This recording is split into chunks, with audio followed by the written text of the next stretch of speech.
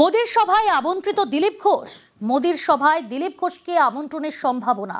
দুর্গাপুরে 18 জুলাই জোড়া সভা প্রধানমন্ত্রী।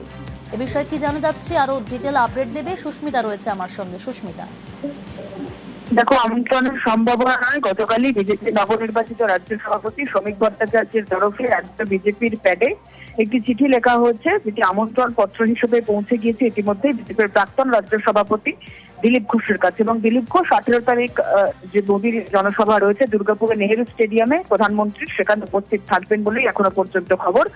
এবং দিলীপ ঘোষ নিজেও জানিয়েছেন সে কথা। 17 তারিখ রাতেই তিনি দুর্গাপুরের উদ্দেশ্যে রওনা দিচ্ছেন এবং 18 তারিখ প্রধানমন্ত্রী নরেন্দ্র মোদীর সভায় তিনি উপস্থিত থাকবেন। সকাল থেকেই তার যে জনসভার স্থল, সেই সভাস্থলে উপস্থিত থাকার কথা রয়েছে এখনো পর্যন্ত।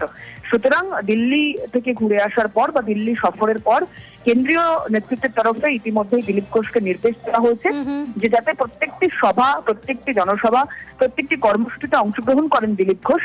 এবং সেই মোতাবেক রাজ্য বিজেপির তরফ থেকে যেমন তার কাছে আমন্ত্রণ পত্র গিয়েছে ইতিমধ্যেই, এবং কেন্দ্রের নির্দেশিকা মেনেই বলা যায় দিলীপ ঘোষ ইতিমধ্যেই প্রধানমন্ত্রীর সভায় যাবেন বলে তিনি সিদ্ধান্ত নিয়েছেন এবং 17 তারিখ রাতেই তিনি পৌঁছাচ্ছেন দুর্গাপুর।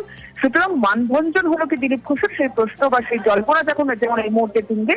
রাজনৈতিক বিশেষজ্ঞ যারা, তারা মনে করছেন এই মুহূর্তে বিজেপির যে প্রাক্তন কর্মী, সেই কর্মীদেরকে আরো বেশি করে মাঠে ময়দানে নামিয়ে বিজেপি আগামী নির্বাচনে আদি বা নবীন দ্বন্দ্ব ভুলে তারা নির্বাচনে লড়তে চাইছে। এবং রাজ্য বিজেপি সেই লক্ষ্যে এই মুহূর্তে যে উপরে লেগেছে, সেটা দিলীপ ঘোষকে আমন্ত্রণ পত্র পাঠানো থেকে আরম্ভ করে দিলীপ ঘোষের প্রধানমন্ত্রীর জনসভায় উপস্থিত থাকার যে বার্তা এখনো পর্যন্ত পাওয়া গেছে তাতে স্পষ্ট হচ্ছে।